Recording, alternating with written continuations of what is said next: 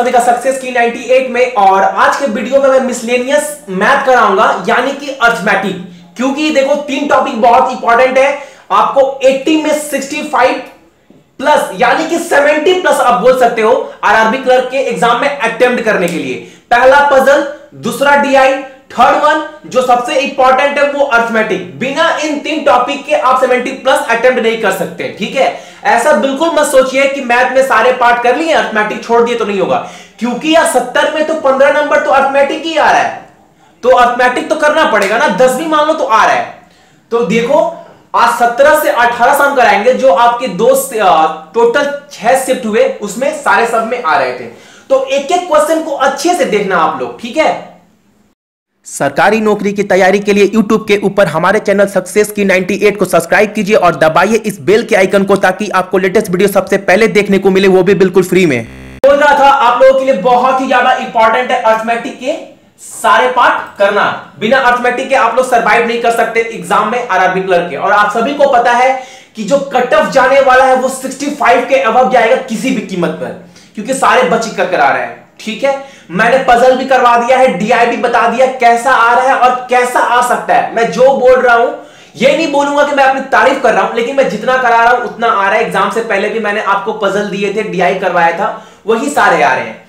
तो अर्थमेटिक के चैप्टर को भी हर बच्चे अच्छे से देखना और ये वीडियो हर बच्चे से शेयर करना, बिकॉज मैं बार बार बोलता हूं जिनका भी रिसेंट में एग्जाम था ना आरआरबी पीओ, बहुत सारे बच्चों का एग्जाम खराब गया है। तो बहुत सारे बच्चों की जो उम्मीद है ना आरआरबी क्लर्क पर जाकर टिक गई है। सो प्लीज सारे बच्चों से इस वीडियो को शेयर करो आप लोग पहले तो, ठीक है।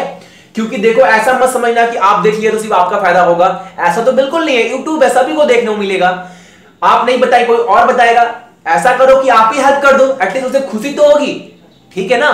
चलो तो स्टार्ट करते हैं। पहला सम क्या है? असम और हिंदी मीडियम वाले बच्चों को मैं बोल दूं, मैं समझाता चलूंगा हिंदी में भी, जिससे आप लोगों को भी बिल्कुल प्रॉब्लम ना हो। पहला क्वेश्चन क्या है? A sum was put at simple interest at a certain rate for 3 year. कुछ पैसा सिंपल इंटरेस्ट के दर पर उन्होंने कुछ पैसा, कोई भी बंदा 3 साल के लिए रखा, ठीक है। फिर क्या बोल रहा है? Had it been put at 1% higher rate it would have fetched rupees 5100 more। तो बताइए सम कितना था? सम में नॉर्मल सा बात मोटा मोटी मिलाकर ये बोल रहा है कि कुछ पैसा वो कोई बंदा रखा था, ठीक है, सिंपल इंटरेस्ट पे, ठीक है। रखने की वजह से क्या हो रहा है ना, और रखा कितने साल के लिए था? 3 साल के लिए, टाइम था 3 साल। फिर क्या बोल रहा है कि जो रेट था ना, जो सिंपल इंटरेस्ट का जो रेट था, अगर वो रेट 1% ज्यादा रखता ना तो उसे 5100 रुपया क्या होता? ज्यादा मिलता है। कितने साल में? 3 साल में। 3 साल में 1% अगर वो ज्यादा रखता तो 5100 रुपया ज्यादा मिलता। तो नॉर्मल सा बात देखिए, उतना आपको माइंड नहीं लगाना है। आप देखो 5100 रुपया ज्यादा मिल रहा है, 1% ज्यादा अगर वो रखता रेट ऑफ इंटरेस्ट, तब दर की जो रेट है कितने साल में मिलता है? 5100 3 साल में। तो 51 साल में देखिए सिंपल इंटरेस्ट तो हर साल तो रेट सेम मिलेगा ना। अगर इस साल हमको सिंपल इंटरेस्ट कितना मिल रहा है? 500 मिल रहा है, तो अगले साल भी 500, 10 साल बाद भी 500, क्योंकि ये कंपाउंड इंटरेस्ट नहीं है, ये तो सिंपल इंटरेस्ट है ना। तो उसको 3 साल में कितना ज्यादा मिलता है? उसको 5100 मिलता है। तो हर साल कितना मिल रहा है? जो हर साल मिल रहा है 5100/3, यानी कि जो हर साल उसको अमाउंट मिल रहा है सिंपल इंटरेस्ट, वो मिल रहा है 1700।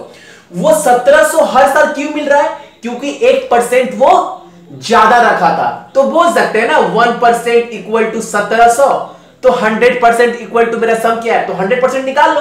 तो क्या होगा? ये परसेंटेज हटाने के नीचे 100 करेंगे ना। अब क्या करते हैं, इससे इसको इंटू कर दो तो क्या होगा? 1700 और ये 2 जीरो हो गया ना, 1,70,000 क्या था हमारा सम। उम्मीद करते हैं क्वेश्चन को आप लोग अच्छे से समझ पाए होंगे, ठीक है। अब देखो 2 नंबर क्वेश्चन क्या है? From among 36 teachers in a school, 1 principal and 1 vice principal are to be appointed. In how many way can this be done? बोल रहा है कि टोटल जो है वो 36 क्या है? टीचर है एक स्कूल में। उसमें आपको एक प्रिंसिपल चुनना है और एक वाइस प्रिंसिपल चुनना है। तो हमें बताइए अगर 36 टीचर में एक प्रिंसिपल और एक वाइस प्रिंसिपल अगर हम चुनते हैं, चूज करते हैं, तो इसको कितने तरीके से किया जा सकता है? ये किसका सम है? ये सम है कॉम्बिनेशन का। अगर आप लोगों ने मेरा परम्यूटेशन, कॉम्बिनेशन, प्रोबेबिलिटी का वीडियो देखा होगा ना, तो विश्वास मानिए आप 30 सेकंड में ये सम कर निकल जाएंगे और आपके एग्जाम में एक दो क्वेश्चन तो रह ही रहा है। ठीक है, तो देखो 36 टीचर थे, यानी कि 36 टीचर में एक टीचर क्या चूज करना है? एक प्रिंसिपल। और देखो मैंने बताया था 1 principal and 1 vice principal. And का मतलब होता है गुना, यानी कि मल्टीप्लाई, और का मतलब क्या होता है? प्लस। मैंने बताया था आप सभी को ना। तो अब देखो, अब आपको इंटू होगा। 36 में एक तो प्रिंसिपल चुन लिए, अब आपको क्या चुनना है? एक वाइस प्रिंसिपल। अब टीचर कितने बच गए? अब जो टीचर बच गए वो 35। अब 35 में क्या चुनना है? 35 में चुनना है हमें एक क्या? Vice principal. तो अब देखो 36c/1 करोगे तो आंसर कितना आएगा? 36 ही आएगा। और ये कितना आएगा? इसका भी 35 आएगा। तो आंसर क्या होगा? 1260 जब आप इसको मल्टीप्लाई करोगे तो। ठीक है ना? चलो, अब हमारे पास जो थर्ड नंबर सम है वो देखो, बोल रहा है a man spend 40% of his salary in maturity fund. 40% अपने सैलरी का कोई भी आदमी ना कहां खर्चा कर रहा है? अपने फंड में खर्चा कर रहा है। और सैलरी का 40% कहां खर्चा कर रहा है? घर के खर्चों में, हाउस होल्ड एक्सपेंसेस। यानी कि 40% तो खर्चा कर रहा है वो फंड में, और 40% खर्चा कर रहा है घर के कामों में, यानी हाउस होल्ड एक्सपेंसेस में। अब देखो इतना खर्चा करने के बाद उसके पास जो पैसा बच रहा है ना, वो बच रहा है 10,800। तो बोल रहा है हमें ये बताइए कि उस आदमी का टोटल इनकम कितना है, टोटल सैलरी कितना है। देखो 100% में 80% तो खर्चा कर ही दिया, 100 में 80% खर्चा कर ही दिया, बचा कितना? 20%। जो 20% वो बचा रहा है, 20% जो बचा रहा है वही तो है ना 10,800। अब आपको निकाल दोगे तो क्या निकल जाएगा? 100% निकल जाएगा ना। 20% इक्वल टू डेट, सो 100%। तो नॉर्मल आप ऐसे भी काट सकते हैं नॉर्मल, लेकिन आप एक माइंड लगाइए, ये परसेंटेज हटाने के लिए हम क्या करते हैं? फ्रैक्शन में कर दो तो नीचे 100 होगा, तो ये कितना हो जाएगा? 1/5। अब ये 5 से इसको इंटू कर दो, कितना हो जाएगा? 108 को अगर 5 से इंटू करेंगे तो कितना होगा? 540 होगा ना। अगर 108 को 5 से इंटू करेंगे तो 540, यानी कि 540 और 2 जीरो, यानी कि 54,000 क्या था? उस आदमी का क्या था? इनकम था। तो इस चीज को उम्मीद करते हैं आप लोग अच्छे से समझ पाए होंगे। अब हमारे पास देखो जो फोर्थ नंबर सम है वो क्या है? A pipe can fill a certain in 6 hour. एक पाइप है किसे? सिस्टेन को फिल कितने घंटे में करता है? 6 घंटे में। लेकिन due to leak in its bottom, नीचे में उस सिस्टम में लीक होने की वजह से ना वो क्या कर रहा है? उस टंकी को 6 घंटे के बजाय 7 घंटे में भर रहा है। फिर बोल रहा है when the cistern is full, लेकिन जब सिस्टम पूरा भर जा रहा है ना, तो हमें यह बताइए कि उस जो लीक है वो लीक कितने घंटे में पूरे टंकी को खाली कर देगा? यही क्वेश्चन है। देखो भर कितने घंटा मारा है?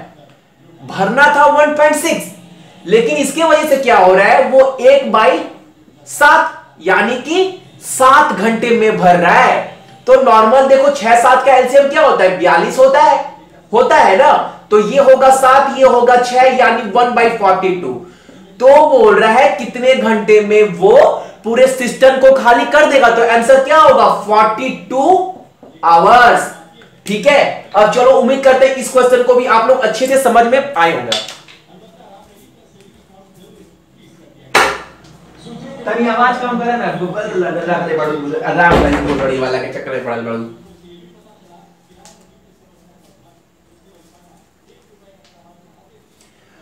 अब देखो हमारे पास एक क्वेश्चन है, A can complete the work in 15 day. A किसी भी काम को 15 दिन में कंप्लीट कर देता है। ठीक है, फिर बोल रहा है B is 50% more efficient than A. लेकिन जो बी है ना वो ए से 50% तेजी से काम करता है। ठीक है ना। क्वेश्चन आपको ये बोला कि अब देखो ए कितने दिन में काम कंप्लीट कर दे रहा है। ए जो काम कंप्लीट कर रहा है वो कर रहा है 15 दिन में। तो मान लो अगर ए एक दिन में 10 चेयर बना रहा है तो बी कितना बनाएगा। बी क्या कर रहा है, बी 50% ज्यादा तेजी से काम कर रहा है। तो ये 10 चेयर तो बी बनाएगा ही बनाएगा ना एक दिन में, प्लस इसका 50% और तेजी से काम कर रहा है, यानी कि बी एक दिन में 15 चेयर बना देगा ना, क्योंकि 50% मोर एफिशिएंट है ए से काम करने के मामले में। अब देखो पहले ये चीज देखो, ए किसी भी काम को 15 दिन में कंप्लीट कर रहा है। मान लेते हैं ए एक दिन में 10 चेयर बना रहा है, तो 15 दिन में कितने चेयर बनाएगा, इंटू 15 करेंगे तो आप बोलोगे भैया एक दिन में 10 चेयर बना रहा है तो 15 दिन में बनाएगा 150 चेयर।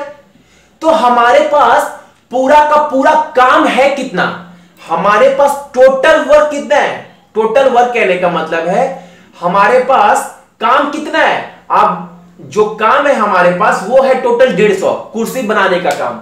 ठीक है। अब देखो हमारे पास जो टोटल वर्क है काम करने का वो 150 कुर्सी बनाने का है। ठीक है। अब इस 150 कुर्सी में क्या बोल रहा है, both A and B work together for some day. A और बी दोनों मिलकर ना कुछ दिन काम करते हैं। अब कितने दिन करते हैं ये नहीं पता, लेकिन कुछ दिन दोनों मिलकर एक साथ काम करते हैं। फिर क्या होता है, देन बी लीव्स, उसके बाद बी चला जाता है उस काम को छोड़कर। फिर क्या बोल रहा है, and A finish the remaining 1/3 of the work. लेकिन जो बचा हुआ काम है ना, काम का 1/3 पार्ट, 1/3 पार्ट जो काम का है जो बचा हुआ है बी के जाने के बाद, वो काम कौन कर रहा है, वो काम करता है आपका ए। तो देखो फिर बोल रहा है, तो ये बताइए for how many day A B work together. तो ये बताइए ए और बी मिलकर दोनों एक साथ कितने दिन काम किए, ये पता रहा है आपको। तो देखो जो टोटल कुर्सी बनाना था, यानी कि अगर ए एक दिन में 10 चेयर बना रहा है तो उस काम को कितने दिन में ये खत्म कर रहा है, 15 दिन में। यानी 10 × 15 टोटल 150 काम हमारे पास है चेयर बनाने का। इसका 1/3 काम कौन करेगा, बी के जाने के बाद ए करेगा। इसका 1/3 क्या होगा, काटेंगे तो कितना होगा, 50 होगा ना। यानी जो बी के जाने के बाद 50 काम और बच गया है। अब देखो 50 काम तो बचा है, लेकिन यानी कि ए और बी मिलकर 100 काम साथ में किए थे, तभी तो बचा हुआ काम जो 50 है ए कर रहा है। अब ये 100 काम करने को ए और बी को एक साथ कितने दिन लगे थे ये बताना है। मैंने बताया ना, ए अगर एक दिन में 10 चेयर बना रहा है तो बी कितना बनाएगा, 15। यानी कि एक दिन में दोनों मिलकर 25 चेयर बना देंगे। हमारे पास चेयर है कितना, 100। अगर एक दिन में दोनों मिलकर 25 चेयर बना रहे हैं तो 100 चेयर बनाने में टाइम कितना लगेगा, 4। तो आंसर क्या होगा, 4 दिन तक ए और बी मिलकर साथ में काम किए होंगे। तो आंसर होगा 4 डेज। उम्मीद करते हैं ये क्वेश्चन भी आप सभी को समझ में आया होगा अच्छे से। अब देखिए जो अगला सवाल है हमारे पास वो है, in a mixture of 45 litres, in a mixture of 45 litre the ratio of milk and water is 3:2। 45 litre के मिक्सचर में जो मिल्क और वाटर का रेशियो है वो कितना है, 3 और 2 है। तो पहले तो ये निकाल लो कि मिल्क है कितना इसमें और वाटर है कितना, 3 2 5। अगर 5 को इससे भागा दे तो कितना होगा, 9, और 9 × 3 करे तो ये होगा 27 और ये होगा 18। यानी 45 में 27 हमारा दूध है तो 18 क्या है, पानी है। इतना तो पता चल गया। अब बोल रहा है how much water must be added to make the ratio 9:11। पानी में और कितना पानी मिलाएंगे, कितना पानी यानी +x, कितना पानी मिलाएंगे, यानी कि 27/18 +x, कितना पानी मिलाएंगे कि जो हमारा रेशियो है वो 9:11 का हो जाएगा। तो x निकाल लो, निकल जाएगा ना। 27 × 10 करेंगे तो 270 होता है, लेकिन एक 27 और ऐड करेंगे तो 27 × 11 हो जाएगा, यानी कि 297 होगा ना। 297। अब देखो 18 इंटू 9 कितना होता है? 18 इंटू 9 होता है 162 प्लस 9x होगा ना। अब आप इसको लेस करोगे, 297 को माइनस 162 करेंगे तो कितना आएगा? 135। अब 135 इक्वल टू 9x काट दो, कितने बार में कटेगा? 15 टाइम, यानी कि 15 लीटर पानी और मिलाएंगे तब जाकर मेरा रेशियो 9:11 का हो जाएगा। उम्मीद करते हैं ये क्वेश्चन भी आप सभी को अच्छे से समझ में आया होगा, क्योंकि मेरा देखिए मैं यही चाहता हूं कि बच्चों को, देखो आपके पास पूछ रहा है ये क्वेश्चन, काफी बेहतरीन क्वेश्चन है, अच्छे से देखना सारे बच्चे। बोल रहा है 15 men do a work in 16 day, 18 women complete a work in 25 day। अब देखो 15 आदमी, अच्छे से देखना इस क्वेश्चन को सारे बच्चे, सीजीएल लेवल का क्वेश्चन है। 15 मैन किसी भी काम को 16 दिन में कंप्लीट करते थे। 15 आदमी किसी भी काम को 16 दिन में कंप्लीट कर दे रहे हैं, ये डे है। फिर बोल रहा है एंड 18 वुमेन, और 18 औरतें किसी भी काम को 25 दिन में कंप्लीट कर दे रही है, ठीक है ना। तो पहले तो निकालो हमारे पास टोटल वर्क, काम टोटल है कितना, टोटल वर्क, टोटल काम है कितना। अगर दिन का हम एलसीएम ले लेंगे ना तो हमारा क्या निकल जाएगा? टोटल काम। तो 16 और 25 का अगर हम एलसीएम लेंगे ना तो कितना होगा? आप सभी को पता है 400, यानी कि जो टोटल काम हमारे पास है 400, ठीक है ना, टोटल काम। अब देखो आगे सब में क्या बोल रहा है, if 15 man started the work, अगर ये 15 आदमी काम को करना चालू करते हैं और 8 दिन के बाद चले जाते हैं काम को छोड़कर, ये बोल रहा है। अब देखो ये 15 आदमी किसी भी काम को 16 दिन में कंप्लीट करते हैं, तो 16 और 8 जो दिन का एलसीएम ले लोगे तो हमारे पास निकल जाएगा मोटा मोटी एक काम, इतना काम हमारे पास करने के लिए है।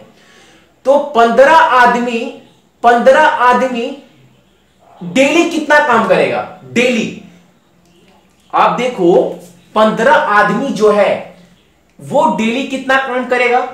15 आदमी काम को 16 दिन में कंप्लीट करके चला जा रहा है, तो 16 को 400 से भागा देंगे तो देखो एक दिन का जो काम निकलेगा 25, यानी कि एक दिन में ये 15 आदमी 25 काम करते हैं। एक दिन में ये 15 आदमी मिलकर 25 काम करते हैं।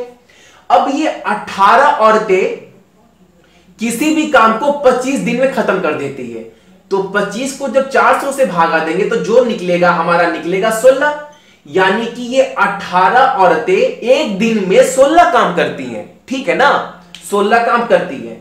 अब क्या हो रहा है, 8 दिन के बाद ये 15 आदमी काम को छोड़कर चले जाते हैं। तो देखो 25 काम एक दिन में कर रहे हैं, तो 8 दिन में कितना काम करेंगे? इंटू 8 करेंगे, यानी कि 200 काम तो ये कर ही लिए, तो माइनस 200 करेंगे ना, माइनस 200 करेंगे। तो अब हमारे पास काम कितना बच गया? अब हमारे पास काम बच गया आदमी के जाने के बाद 200। अब आपको बोल रहा है then how many women required to complete remaining work in 3 day. अब ये 200 काम को 3 दिन के अंदर खत्म करना है, तो हमें यह बताना है कि ये 200 काम 3 दिन के अंदर खत्म हो जाए, तो ये बताइए कि कितने औरत काम करेगी। तो अब देखो नॉर्मल सा बात, 18 औरत एक दिन में 16 काम करती है, तो अगर आप इसको काटेंगे ना तो 9/8 आएगा ना, यानी कि 9 औरत 8 दिन में काम करती है, मोटा मोटी हिसाब ये होता है हमारा। तो देखो हमारे पास टोटल काम है कितना? 200 काम तो हमारे पास है ना। अब 200 जो काम हमारे पास है 9/8, उसको हम लिख सकते हैं कितना? उसको हम लिख सकते हैं 9/8। फिर 9/8 लिखने के बाद कितने दिन में काम कंप्लीट करना है? बाई 3 कर दो, या 1/3 या बाई 3। अब ये 3 से कटेगा कितने बार में? 3 बार में, और ये 8 कटेगा 200 बार में, 25 बार में। यानी कि जो टोटल वुमेन चाहिए वो चाहिए हमें 75। हमें 75 औरतें चाहिए इस काम को कंप्लीट करने के लिए, जो 3 दिन में काम को कंप्लीट कर सके। ठीक है, उम्मीद करते हैं ये क्वेश्चन भी आप सभी कोई को अच्छे से समझ में आया होगा। अब देखो जो अगला क्वेश्चन हमारे पास है कि 35 litre will be distributed in milk and water in the ratio 5:2। जो मिक्सर है वो कितना है, 35 है हमारे पास, उसमें मिल्क और वाटर कितना है, रेशियो में 5:2।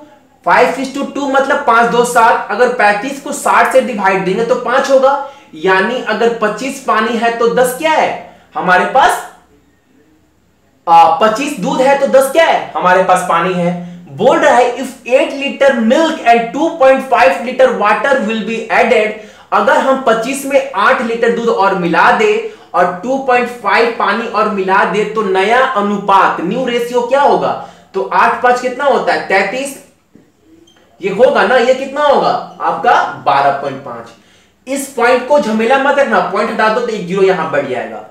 अब काटो आप, कितना हो जाएगा, ये 25 हो जाएगा ना, आप काटोगे तो। अब देखो अगर 5 से डिवाइड देते हैं तो आपके पास कितना होगा 66, तो 66:25 क्या होगा हमारा नया रेशियो। उम्मीद करते हैं ये क्वेश्चन भी आप सभी को समझ में आया होगा। अब जो अगला क्वेश्चन हमारे पास है वो है अ सैलरी इज 40,000। एक का जो सैलरी है वो कितना है 40,000 है। अब इस 40,000 में वो 8,000 क्या करता है, बचा लेता है। बचाने की वजह से if spend on rent and other expenses, वो रेंट भाड़े पे और अलग खर्चे जो कर रहा है उसका रेशियो कितना है 5:3। तो बोल रहा है हम ये बताइए कि वो रेंट पे कितना पैसा खर्चा किया है। देखो 40,000 में 8,000 बचा ले रहा है, खर्चा कितना कर रहा है, खर्चा जो कर रहा है वो 32,000। अब 32,000 डिवाइडेड बाई 8 तो करेंगे ना, क्योंकि 5 और 3 8 काटेंगे तो कितना होगा 4,000। 1 यूनिट इक्वल टू 4,000। तो बता रहा है अब रेंट का बताइए, तो 4,000 इंटू 5 करेंगे तो टोटल कितना रेंट पे खर्चा कर रहा है, वो जो खर्चा कर रहा है वो कितना हो रहा है 20,000। उम्मीद करते हैं ये क्वेश्चन भी आप सभी को समझ में आया होगा। चलो अब जो हमारे पास अगला क्वेश्चन आया है वो है नॉर्मल। देखो अगर मैं आपको बोलूं कि ये प्रोबेबिलिटी से सवाल है, अच्छे से देखिएगा। अ card is drawn at random from A well suffered pack of 52 cards. एक कार्ड्स में सभी को पता है कि 52 पत्ते होते हैं। What is the probability of getting a 2 of hearts और 2 डायमंड्स। अब देखो कार्ड में हार्ट्स कितने होते हैं 13 पत्ते होते हैं, डायमंड्स कितने होते हैं 13 पत्ते होते हैं, सभी को पता है 13 13 तभी तो 12 होता है, 4 पत्ते होते हैं। अब बोल रहा है कि क्या प्रोबेबिलिटी है कि 2 हार्ट्स और 2 डायमंड हो। तो देखो कि पहले तो आप ये देखो नॉर्मल चीज, हमारे पास कार्ड कितना है 52। अब 52 कार्ड में 2 हार्ट होने चाहिए या फिर 2 डायमंड होने चाहिए। 52 कार्ड में 13 हार्ट होता है, मान लो किसी एक को चुन लो, या हार्ट्स या फिर डायमंड। 2 चुनना है, 2 कार्ड चुनना है, तो 52 इंटू 13 एक कार्ड चुन लिए हम। अब हमारे पास कितना बच गया 52 में से 13, एक कार्ड चुने। ये 13 मतलब ये नहीं कि 13 कार्ड चुन ले, 52/13 यानी 1। मैंने ये सम करवाया है बहुत आसानी से। सेम क्वेश्चन आपको एग्जाम में मिला, मैंने एग्जाम से 3-4 दिन पहले करवाया था, यानी कि 13 या 14 को। अब हमारे पास कार्ड कितने बच गए 51। अब 51 कार्ड में हमको एक कार्ड और चूज करना है। अब 13 कार्ड में से 12 कार्ड बच गए। अब मैंने बताया था अगर आपको बोल दे 2 हार्ट्स और 2 डायमंड्स तो बताना प्रोबेबिलिटी, तो याद रखना ये इंटू 2 करना है आगे आपको, क्योंकि 2 कार्ड में से चूज करना है ना। तो देखो 13 चौके 52 होता है ना, तो ये 4 टाइम कटेगा और ये कितना टाइम कटेगा 3 टाइम, और ये 17। तो आंसर क्या होगा 2/17 मेरा क्या होगा प्रोबेबिलिटी। ठीक है, चलो अब देखो हमारे पास जो क्वेश्चन है A salary is 25% higher than B. A का जो सैलरी है वो 25% ज्यादा है बी से। मान लो बी का सैलरी कितना है 100 है, तो ए का सैलरी कितना होगा, ए का सैलरी 125 तो होगा ना, 25% ज्यादा है। तो पूछ रहा है हमें ये बताइए then how much percent is B salary lower then.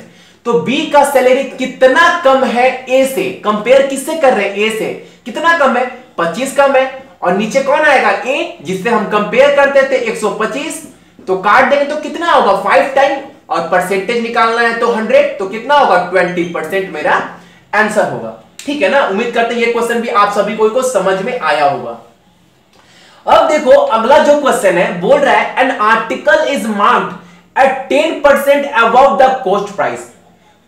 इस क्वेश्चन को ना अगर करने गए तो थोड़ा टाइम लगेगा, लेकिन थोड़ा माइंड लगाएंगे तो क्वेश्चन आराम से हो जाएगा। बोल रहा है किसी भी आर्टिकल का जो मार्केट प्राइस है ना, वो कॉस्ट प्राइस से 10% ज्यादा है, लेकिन when the selling price of an article increase by 20%, लेकिन जैसे ही आर्टिकल का सेलिंग प्राइस 20% बढ़ाते हैं ना, तो प्रॉफिट कितना होता है 96 होता है।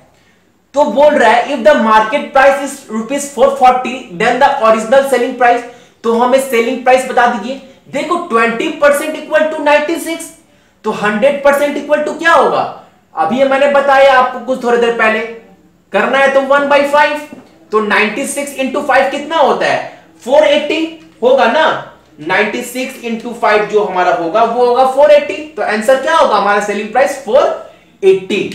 उम्मीद करते हैं ये क्वेश्चन भी आप सभी को समझ में आया होगा। अब देखो एक क्वेश्चन हमारे पास है, ये भी प्रॉफिट एंड लॉस से ही है। बोल रहा है कि cost price of an article was 800। Cost price of an article, देखो किसी भी कॉस्ट प्राइस कितना है 800 है।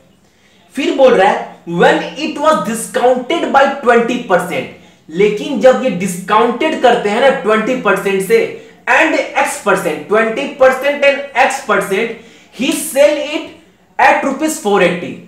वो 20% डिस्काउंटेड करने के बाद और x% डिस्काउंटेड करने के बाद उस सामान को 480 रुपए में बेचता है। तो हमें x का वैल्यू फाइंड आउट करना है। देखो दाम कितना है 800। अच्छा 800 का 20% कितना होगा, आप बोलेंगे 800 का 20%, 800 का 10% तो 80 होता है, तो 20% 160 होगा ना, 160 होगा। तो 800 माइनस 160 करेंगे तो हमारे पास जो डाटा निकल कर आएगा वो होगा 640। अब इस 640 पे कितना डिस्काउंट दिए हैं कि मेरा जो अमाउंट हो गया बेचने का वो 480 हो गया, यही पूछ रहा है ना। तो नॉर्मल थोड़ा सा माइंड लगाओ कि 640 से 480 कितना कम है, 640 से 480 कितना कम है, आप बोलेंगे भैया 160। 64 तो अपने आप में कितना है, अपने आप में 10% है। 640 100%, 64 है आपका 10%, तो 20% कितना होगा 64 60 120 128, ये हो गया मेरा 20%। अब चाहिए कितना, और चाहिए 32। 64 का हाफ कितना होता है 32, यानी कि 5%। तो 25% वैल्यू किसका होगा, हमारा एक्स का वैल्यू होगा। उम्मीद करते हैं ये क्वेश्चन भी आप लोग अच्छे से